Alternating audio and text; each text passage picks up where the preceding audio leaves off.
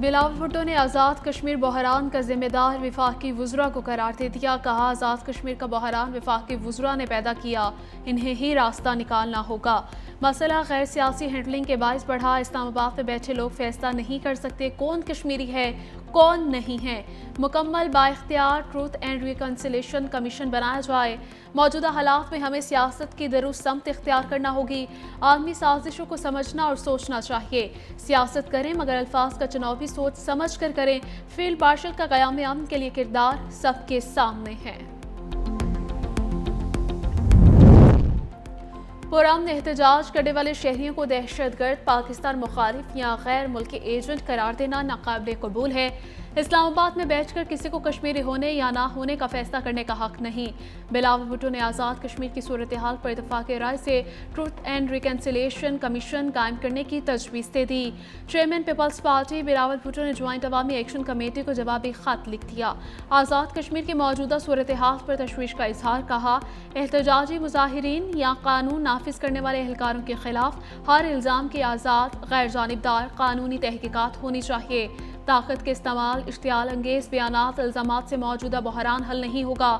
تمام فریق مذاکرات کا راستہ اختیار کریں. لکھا کمیشن تمام حقائق اور شکایت کا جائزہ لے. کمیشن کے قیام پر اتفاق ہوتے ہی لانگ مارچ اور دھرنے مؤخر کیے جائیں. راولاکوٹ کے عوام کی کشمیری شناخت پر سوال اٹھانے کی مخالفت کرتا ہوں.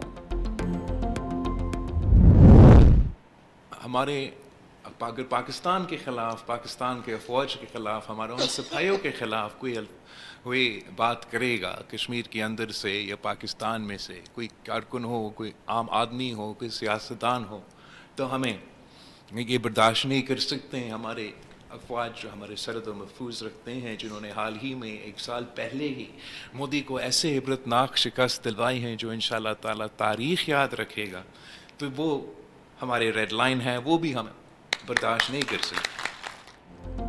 پاک فوج ہماری ریڈ لائن ہے. ہمارے ملک افواج و سپاہیوں کے خلاف کوئی بات کرے گا, وہ کشمیر سے ہو یا پاکستان سے, تو یہ برداشت نہیں کریں گے. ہماری سرحدوں کو محفوظ رکھنے والی ہماری افواج نے حال ہی میں مودی کو ایسی عبرتناک شکست دی ہے جو تاریخ یاد رکھے گی.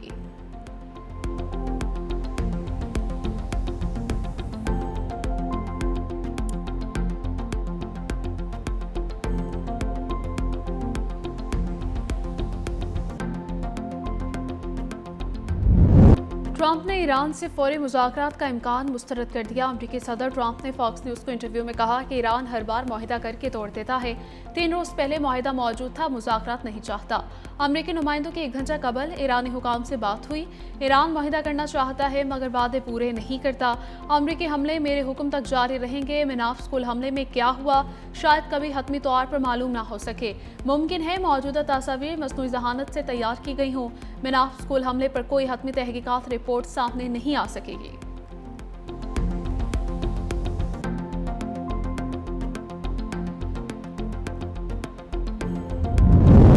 جنگ نہیں چاہتے مگر دفاع سے ہرگز غافل نہیں رہ سکتے. قومی سلامتی اور مفادات کے تحفظ کے لیے آخری دم تک ڈٹے رہیں گے. رہبر انقلاب کی قیادت میں دشمن کو فیصلہ کن جواب دیں گے. ایرانی اعلی مذاکرات کار اور اسپیکر پارلیمنٹ باقر کالیباف کا بیان. کہا دشمن طاقت کے ذریعے آبنائے ہرمز پر ایرانی انتظامات کمزور کرنا چاہتا ہے. آبنائے ہرمز پر ایرانی انتظامات کا تحفظ ہماری قومی سلامتی ہے. دشمن اپنے ناکامی چھپانے کے لیے دباؤ بڑھا رہا ہے. ایران اپنی طاقت کے بل پر دشمن کو مرزی مسلط نہیں کرنے دے گا. جنگ اور مذاکرات قومی مفادات کے تحفظ کے 2 اہم ذرائع ہیں. موجودہ حالات میں مذاکرات ہرگز کمزوری یا سمجھوتا نہیں. ایران کو معاہدے سے فائدہ نہ ہو تو اس پر عمل کی کوئی وجہ نہیں. امریکہ سے فی الحال مذاکرات کا کوئی منصوبہ نہیں. ایران اس وقت صرف ملکی دفاع پر توجہ دے رہا ہے. ترجمان ایرانی وزارت خارجہ اسماعیل بقائی کا 2 ٹوک پیغام. کہا امریکہ نے مفاہمتی یادداشت کی خلاف ورزی کی. امریکہ پہلے اپنے وعدے پورے کرے تو ایران بھی بین الاقوامی ذمہ داریاں نبھائے گا. ایکس پر بیان میں اسماعیل بقائی نے کہا کہ ایران کے جنوب کی اصطلاح ایران کو تقسیم کرنے کی کوشش ہے. ایران کو جغرافیہ کی لکیر یا الفاظ سے تقسیم نہیں کیا جا سکتا. ایران ہزاروں برس سے دھڑکتا ہوا ایک زندہ دل ہے. زخموں کے باوجود ایران کی دھڑکن کبھی نہیں رکی. امریکہ کے ایران پر شدید حملے جاری، ایران کی 7 فوجیوں اور 30 شہریوں کے جاں بحق ہونے کی تصدیق۔ صبح سیستان میں بلوچستان کے علاقے ایران شہر میں واقع بمبور بیس پر امریکی حملے میں 7 اہلکار جان سے گئے۔ امریکی سینٹکوم کے مطابق 7 گھنٹے طویل کارروائی میں آبنائے ہرمز اور ایرانی ساحلی علاقوں کے قریب درجنوں حملے کیے گئے۔ فوجی اہداف، میزائل ڈرون تنصیبات، بحری صلاحیتوں، ساحلی دفاعی نظام کو نشانہ بنایا۔ حملوں کا مقصد ایران کی تجارتی جہاز رانی کو خطرے میں ڈالنے کی صلاحیت کمزور کرنا ہے۔ امریکی افواج نے بمبور میں زمینی فوج کے ایک اڈے کے رہائشی حصے کو 13 میزائلوں سے نشانہ بنایا ہے۔ حملے میں رہائشی ہیڈ کوارٹرز، گیسٹ ہاؤسز اور گارڈ پوسٹس کو نشانہ بنایا گیا۔ ہویزہ شہر میں واقع گندم ذخیرہ کرنے والے ایک سائلو کو امریکی حملے میں نشانہ بنایا گیا۔ ایرانی وزارت صحت کے مطابق ایران پر امریکی حملوں میں 35 افراد جاں بحق اور 300 سے زائد زخمی ہو چکے ہیں۔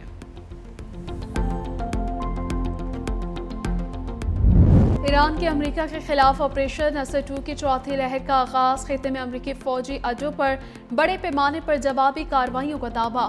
پاسداران انقلاب کے مطابق بحرین میں امریکی fifth fleet headquarter, Kuwait کے لاجسٹک مراکز السالم ایئر بیس اور اردن کے الازرق ایئر بیس پر میزائل ڈرون حملے کیے گئے۔ اردن کے الازرق ایئر بیس پر تعینات امریکی F-18 لڑاکا طیاروں کے ہینگرز کو نشانہ بنایا گیا۔ کمانڈ سینٹر، ایندھن کے ذخائر، فوجی تنصیبات، MQ-9 ڈرونز کو بھی نشانہ بنایا گیا۔ کویت، بحرین اور اردن کا متعدد میزائل اور ڈرونز تباہ کرنے کا دعویٰ۔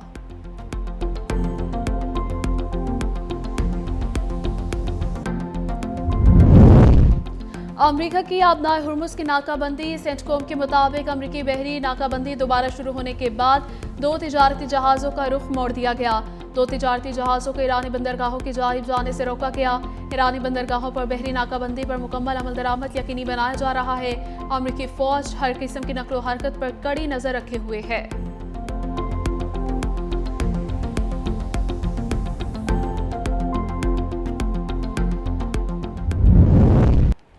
بلوچستان میں ہم دشمنوں پر زمین تک فتن الخوارج کے خلاف آپریشن شبان جاری، مزید 3 دہشت گرد مارے گئے۔ پاک فوج، FC بلوچستان پولیس کی مشترکہ آپریشن شبان میں فتن الخوارج کے خلاف ہوائی اور زمینی کارروائیاں۔ سیکیورٹی ذرائع کے مطابق آپریشن شبان میں ہلاک دہشت گردوں کی تعداد 88 ہو گئی۔ 5 جولائی سے اب تک مختلف آپریشنز میں مجموعی طور پر 126 خارجی دہشت گرد جہنم حاصل کیے جا چکے۔ سیکیورٹی ذرائع کا کہنا ہے کہ آخری دہشت گرد کے خاتمے تک بلوچستان میں آپریشن شبان جاری رہے گا۔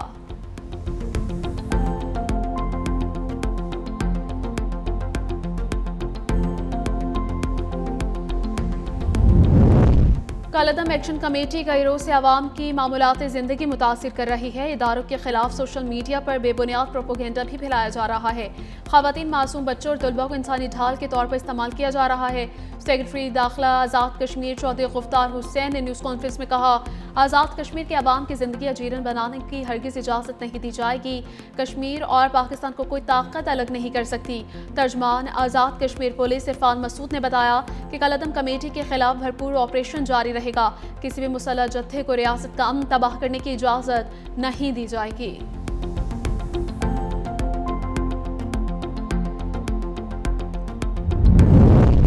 کسان جدید آلات اور ٹیکنالوجی نہ ہونے کی وجہ سے خطے میں دوسرے ممالک سے بہت پیچھے ہے۔ زراعت کے شعبے میں جدید تربیت کے لیے 1000 طالب علم کو حکومتی خرچ پر چین بھیجا جائے گا۔ اسلام آباد میں منعقدہ لائف سٹاک کی استعداد سے متعلق قومی سیمینار سے خطاب کرتے ہوئے وزیر اعظم نے کہا کہ ملکی لائف سٹاک کے شعبے سے متعلق سیمینار کا انعقاد خوش آئند ہے۔ وفاق اور صوبوں کو مل کر لمبا سفر طے کرنا اور محنت کرنا ہوگی۔ ہمیں باتوں سے آگے بڑھ کر عمل کی طرف تیزی سے بڑھنا ہوگا۔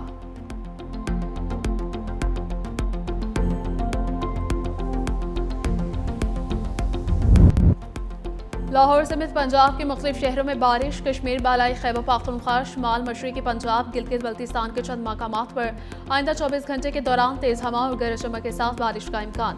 محکمہ موسمیات کے مطابق سندھ اور بلوچستان کے بیشتر اضلاع میں موسم گرم اور مرطوب رہنے کا امکان ہے۔